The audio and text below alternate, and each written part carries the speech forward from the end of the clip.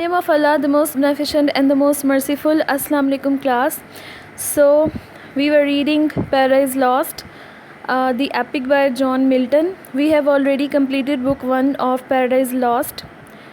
So let's take a quick review of Paradise Lost book 1. So the Paradise Lost book 1 started from a muse, heavenly muse, to the Holy Spirit. सबसे पहले Milton जो है वो muse, heavenly muse जो है वो उसको invocation देता है, यानी कि वो होली स्पिरिट से हेल्प लेता है अपनी इस पोएम को, जो ग्रैंड पोएम है, जिसकी थीम भी ग्रैंड है, जो कि हिस्ट्री में कभी किसी ग्रीक पोइट ने भी, ऑल्दो ये इसको कंपेयर किया जाता है वर्जिल और होमर की एपिक से, लेकिन वो कहता है कि इतनी ग्रैंड थीम पर कभी किसी ने काम नहीं किया जिस पे वो काम करना चाह रहा है, जिसकी वजह से वो हेवनली म्यूज़ को जो है इन्वोक करता है, उनकी हेल्प लेना चाहता है। उसके बाद वो हमें बताता है कि पर्पस ऑफ द एपिक। तो what is the purpose of the epic? तो this epic, what is the purpose of Paradise Lost? तो उसका पर्पस क्या था लिखने में? He wants to show the ways of God to man. तो man's disobedience, और उसका थीम क्या है? Man's disobedience, man's first disobedience to God, जो कि एडम ने की थी। फर्स्ट डिसओबीडियंस जो एडम और ईव की थी, उसको शो करना उसकी इस एपिक की थीम थी। उसके बाद हमने पढ़ा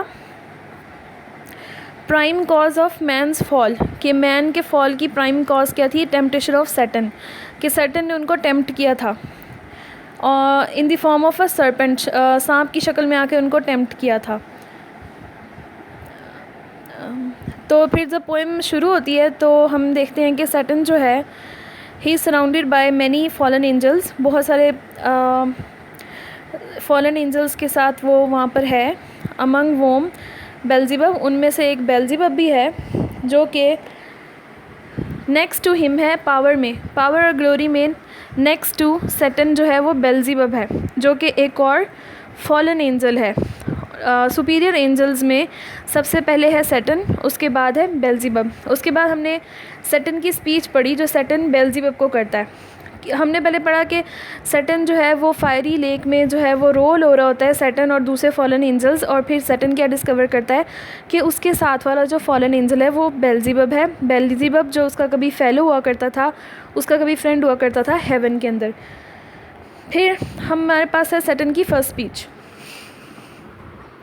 सैटन की फ़र्स्ट स्पीच जो है वो एड्रेस है बेल्ज़ेबब को, जो कि उसकी कभी ना ख़त्म होने वाली विल को और उसके डिटर्मिनेशन को, हिज डिटर्मिनेशन टू रेसिस्ट जो है वो शो कर रही हो। तो उसकी डिटर्मिनेशन, और वो क्या कहता है कि क्योंकि वो being immortal he decides to resume his war with God, वो अपनी वॉर जो है वो गॉड के साथ जारी रखने का फ़ैसला करता है, क्योंकि उसको पता चल गया कि वो एक एटर्नल बीइंग है, कभी ना मरने वाला इमॉर्टल बीइंग है। फिर आगे से उसको बेल्ज़ेबब आंसर देता है। बेल्ज़ेबब जो है वो सैटन के करेज को एक्नॉलेज तो करता है, लेकिन वो कहता है कि लेकिन वो थोड़ी सी होपलेसनेस का शिकार है, क्योंकि वो हेवन से इतनी ब्लिसफुल स्टेट से निकल के हेल में आके गिरे, इसकी वजह से वो थोड़ा सा होपलेस है। और वो कहता है कि being immortal means that we have to suffer forever in hell, कि क्योंकि वो इमॉर्टल हैं, इसका मतलब कि उन्हें हमेशा के लिए सफ़र करना पड़ेगा इस हेल के अंदर। तो जिसके ऊपर सैटन का फिर रिप्लाई है आगे, और वो कहता है कि हमें बेशक हमारी हालत जो है वो बुरी है यहाँ पर, लेकिन हमें होप रखनी चाहिए, क्योंकि उसको लगता है कि गॉड ने अभी कुछ देर के लिए जो अपनी थंडर और लाइटनिंग है वो रोक ली है, तो ये हमारे लिए एक ब्लेसिंग है, हमें इस मौके से फ़ायदा उठाना चाहिए। सैटन का रिप्लाई है जो 157 के। तो सैटन आगे से उसको तसल्ली देता है बेल्ज़ेबब को, और कहता है कि अब उनका सेकंड स्पीच जो है ना, उसकी सैटन की, उसके अंदर वो ये कहता है कि हमारा सोल पर्पस जो होगा वो क्या होगा? To oppose evil to God's good, कि गॉड जो भी गुड करेगा हम उसके मुकाबले में इवल करेंगे। अगर वो कोई गुड करने की इंटेंशन रखता है तो हम उस गुड में से भी हम कुछ इवल निकाल कर ले आएंगे।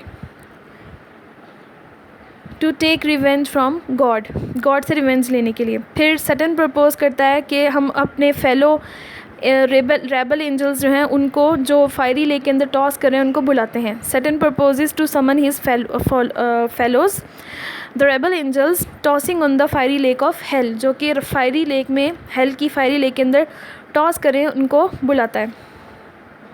Then we have a description of Satan as he lies stretched on the fiery flood. अब फायरी फ्लड के अंदर जो सैटर्न पड़ा हुआ है उसकी हमें डिस्क्रिप्शन दी जाती है, और फिर उसके लिए बहुत सारे कंपैरिजंस यूज़ करता है मिल्टन, जो कि एपिक सिमिलीज़ हैं, और जो कि एपिक सिमिलीज़ जो है वो एक एपिक ट्रेडिशन का हिस्सा हैं. जैसे कि शुरू में हेवनली म्यूज़ जो है वो भी एपिक ट्रेडिशन का एक हिस्सा है, कि एपिक जब शुरू होती है तो वो म्यूज़ से शुरू होती है. और एपिक सिमिलीज़ जिसमें ख़ास तौर पे वो उसके साइज़ को जो है, बहुत बड़ा जो उसका साइज़ है उसको जो है उसको डिस्क्राइब करता है. कभी उसको किसी टाइफोन से, एक सी मॉन्स्टर है उससे, जिसके 100 सरपेंट्स के हेड जिसको लगे होते हैं, सरपेंट्स, उस मॉन्स्टर से कभी उसको कंपेयर करता है सिमिली में. तो कभी उसको लिवेथन जो एक सी मॉन्स्टर है उससे उसको कंपेयर करता है. तो इस तरह से वो उसका असल में बड़े साइज़ को जो है वो शो कर रहा होता है. ये मैंने सारा डिटेल में, बहुत डिटेल में आपको पढ़ाया है, अगर आपको याद हो तो. अच्छा, उसके बाद हमने पढ़ा था कि सैटर्न की, उसके बाद सॉलिलोकी है. उसके बाद जो सैटर्न की नेक्स्ट थर्ड स्पीच है ना, शुरू में उसकी कुछ लाइंस जो है वो सॉलिलोकी है. उसके बाद वो जो बाकी की स्पीच है वो एड्रेस कर रहा है बेल्ज़ेबब को. और फिर वो कहता है कि उस स्पीच में वो क्या है, वो लेमेंट कर रहा है कि अपने चेंज को, कि वो हेवन से निकल कर हेल में आ गए हैं. फिर वो अपने आप को कंसोल करता है ये कह के कि इसमें उसकी वो फेमस स्पीच है कि the mind is in its own place can create a hell of a heaven और हेवन ऑफ अ हेल. कि इंसान के अपने जहन में ही हेल होती है या हेवन होती है, यानी कि हैप्पीनेस और मिजरी इंसान के अपने माइंड में होती है, उसके अपने हाथ में होती है. अगर हम चाहें तो हम इस हेल को भी अपने लिए हैप्पीनेस का सिंबल बना सकते हैं. तो हेल को वो कहता है एटलीस्ट हमारी ऑन तो है, हेयर वी कैन रेन, हम यहाँ पे हुकूमत कर सकते हैं. उसके बाद बेल्ज़ेबब का आंसर है, तो वो बेल्ज़ेबब आगे से कहता है कि ठीक है, और अगर सैटर्न की वॉइस सुनेंगे उसके फेलो फॉलन एंजल्स तो वो ज़रूर उठ खड़े होंगे फायरी लेक से. तो फिर उसके बाद हमारे पास नेक्स्ट लाइंस में सैटर्न की डिस्क्रिप्शन है कि वो कैसे फायरी लेक में से निकल के प्लेन उसको एक नज़र आता है ना, वहाँ पर कैसे जाता है, और उसके पीछे पीछे उसको फॉलो करता है बेल्ज़ेबब. तो उसकी फायरी लेक से निकलने की डिस्क्रिप्शन है. फायरी लेक से निकल तो जाता है, लेकिन वो जो प्लेन जहाँ पर वो जाता है, वो प्लेन भी बहुत ज़्यादा गर्म होती है उसकी ज़मीन वो, लेकिन उसको थोड़ी सी रिलीफ मिलती है कि गॉड ने थोड़ी देर के लिए अपनी थंडर बोल्ट्स जो हैं और लाइटनिंग जो है वो रोकी हुई है, चलो हम यहाँ से कोई मूव तो कर सकते हैं. तो फिर वहाँ पे डिस्क्रिप्शन है सैटर्न की कि वो शोर की तरफ, किनारे की तरफ मूव करता है. तो फिर उसके बाद एंजल्स की डिस्क्रिप्शन है कि जो एंजल्स हैं फायरी लेक के ऊपर पड़े हुए हैं हेल के अंदर, उसको फिर कंपेयर किया जा रहा है लीव्स से और सेज से. वो फॉलन लीव्स जो ऑटम के थे, वो वाली सिमिली जो हमने पढ़ी थी कि उनको पत्तों से कंपेयर करा है, गिरते हुए पत्तों से. एक्चुअली वो फिर उनके ग्रेट नंबर को शो कर रहा है कि वो बहुत ज़्यादा तादाद में थे, वो जो फॉलन एंजल्स थे. फिर उसके बाद सैटर्न जो है वो अपने इन फेलो एंजल्स को, रेबल एंजल्स को एड्रेस करता है. कभी इनको प्रिंस कहता है, कभी वॉरियर्स कहता है, कभी कुछ कहता है. फिर उसके बाद है कि फॉलन एंजल्स को और कुछ सिमिलीज यूज़ करके उनके नंबर को कि वो कितने ज़्यादा इननंबरेबल हैं, कितने ज़्यादा तादाद में है वो उनको कंपेयर किया जा रहा है, कभी लोकस्ट से, कभी हॉर्ड से, बारबेरियन हॉर्ड से. फिर उसके बाद हमें सारी डिस्क्रिप्शन दी जाती है कि ये सैटर्न ये फॉलन एंजल्स जो थे, इनके जो चीफ़ एंजल्स थे ख़ास तौर पर, इन सबको गॉड की इजाज़त से अर्थ पर भेजा गया, और इन्होंने अर्थ पर जाकर क्या किया, इन्होंने इंसानों को टेम्प्ट करना शुरू कर दिया. कुछ तो उनके डिटीज़ बन गए, डिटी होते हैं देवी देवता, कुछ डिटीज़ बन गए, कुछ गॉड्स बन गए, और इन्होंने अपने टेम्पल्स बनवाए लोगों को टेम्प्ट करके, उनको बहला फुसला के. कोई किसी रीजन में जाके किसी को पूजा जाता था, किसी को किसी रीजन में पूजा जाता था, किसी की इबादत के कई तरीके होते थे, किसी को बच्चों की कुर्बानियाँ देकर उसका फेस्टिवल मनाया जाता था, किसी की कोई किस्सा, किसी कोई मिथ थी. तो इस तरह से ये जो फॉलन एंजल्स थे, इनके जो चीफ़ थे बड़े बड़े, उन्होंने इन लोगों को टेम्प्ट किया और अपने पीछे लगाया हुआ था, और इन्होंने गॉड के मुकाबले में इनके टेम्पल्स भी बनाए और इनको पूजा भी की। फिर उसके बाद हमारे पास डिस्क्रिप्शन है कि Satan revives the courage of his followers the rebel angels with his speech and orders his standard to be raised. उसके बाद सैटर्न की डिस्क्रिप्शन है कि वो अपने फॉलन एंजल्स को, जिनको ये जो देवी देवता बने फिर रहे थे और जो फायरी लेक के अंदर फ्लोट कर रहे थे, टॉस कर रहे थे, उनको बुलाता है, उनका करेज जो है वो उनको करेज दिलाता है और कहता है कि वो अब उसका जो झंडा है वो बुलंद करें और हिम्मत करें। उसके बाद रेबल एंजल्स की ही डिस्क्रिप्शन थोड़ी सी दी हुई है कि वो कितने ज़्यादा तादाद में थे, जाइंट्स थे, पुराने ज़माने के हीरोज़ की तरह लग रहे थे। उसके बाद फिर अगेन सैटर्न की जो है वो सैटर्न फिर दोबारा जो है ना उनका फॉलन एंजल्स का करेज जो है वो जी, उनकी करेज और ग्लोरी उनको याद दिलाता है कि वो हम कितने करेजियस थे और हम कितने ग्लोरियस थे। फिर सैटर्न की आती है फिफ्थ स्पीच। सैटर्न की फिफ्थ स्पीच में वो ये उनको कहता है कि पहले हमें अपने दुश्मन की ताकत का पता नहीं था, हमें गॉड की स्ट्रेंथ का पता नहीं था, हमें सिर्फ ये पता था कि गॉड जो है वो बहुत ज़्यादा वो कहता है कि हमारी जो वॉर है ना वो इनग्लोरियस नहीं गई है, हमारी ये वॉर जो है ये फ्रूटफुल है। क्यों फ्रूटफुल है? क्योंकि हमें इस वॉर के नतीजे में एक चीज़ तो पता चल गई है कि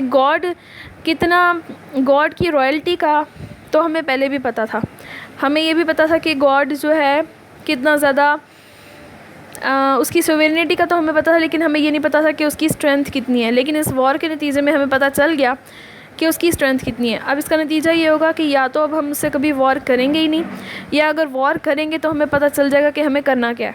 तो ये दो काम हो सकते हैं। फिर उसके बाद है सैटर्न की फिफ्थ स्पीच जो है वो इसके बारे में कि वो एक बैटल जो है वो कहता है कि जो भी हो हमने डिटर्मिन रहना है कि हमने वॉर करनी ही करनी है गॉड के साथ। अच्छा, उसके बाद है कि सैटर्न के जो वर्ड्स का इफ़ेक्ट इतना होता है कि एक ग्रुप होता है जो फॉलन एंजल्स का under the direction of Memon भी एक फॉलन एंजल है, मेमन MAMMON मेमन, उसके अंडर जाता है एक ग्रुप। वो एक महल तामीर करते हैं, महल कह लें मतलब कौंसल हॉल तामीर करते हैं अपने काउंसलिंग के लिए।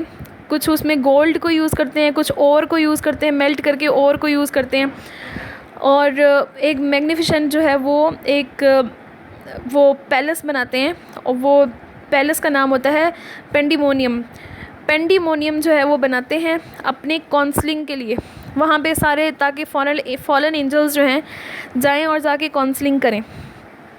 अच्छा, भी काउंसलिंग के लिए ये पैलेस बनाया जाता है। फिर काउंसल जो है वो समन की जाती है, बुलाई जाती है, और फिर बहुत सारे जो काउंसलर्स होते हैं वो उनको कंपैरिजन किया है, एपिक सिमिली यूज़ की है, और उनको कंपेयर किया जा रहा है बीज स्वार्म के साथ। बीज स्वार्म यानी कि बीज का जो एक लश्कर होता है, स्वार्म कहते हैं लश्कर, उसके साथ उसको कंपेयर किया जा रहा है कि वो उस लश्कर की सूरत में जो शहद की मक्खियों का एक लश्कर होता है उसकी तरह ये फॉलन एंजल्स ढेर सारे थे वो आए, और वो अपना साइज़ जो थे वो छोटा करके कॉन्ट्रैक्ट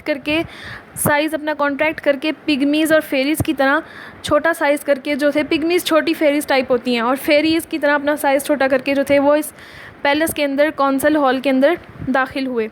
लेकिन जो ज़रा हाईएस्ट ऑर्डर के और हाई ऑर्डर के जो सुपीरियर एंजल्स थे, जिसमें चीरब जो हमने पढ़ा था, चीरबियम और सीराफम जो थे, ये लोग जो थे सिर्फ अपने रियल बॉडी और अपनी रियल डायमेंशंस के साथ जो थे वो अंदर दाखिल हुए थे। बाकी जो थे वो कॉन्ट्रैक्ट होके गए थे, अपनी बॉडी को सुकड़ के छोटा करके गए थे। ये भी हमने पढ़ा था पहले इस एपिक में कि वो जौन सी चाहे फॉर्म ले सकते हैं, मेल की भी फीमेल की भी, अपना साइज़ भी छोटा बड़ा कर सकते हैं। तो ये थी पैराडाइज लॉस्ट बुक 1 की शॉर्टेस्ट समरी, जिसको हमने डिटेल में ऑलरेडी कवर कर लिया हुआ है। इसको अच्छे से तैयार कर लें ताकि आपको पेपर में इजी लगे इसकी एक्सप्लेनेशन करना। इसकी आपको एक्सप्लेनेशन आएगी। इसके अलावा अब हम बुक 9 के कुछ पैराडाइज लॉस्ट बुक 9 के कुछ पार्ट्स भी पढ़ेंगे इंशाल्लाह।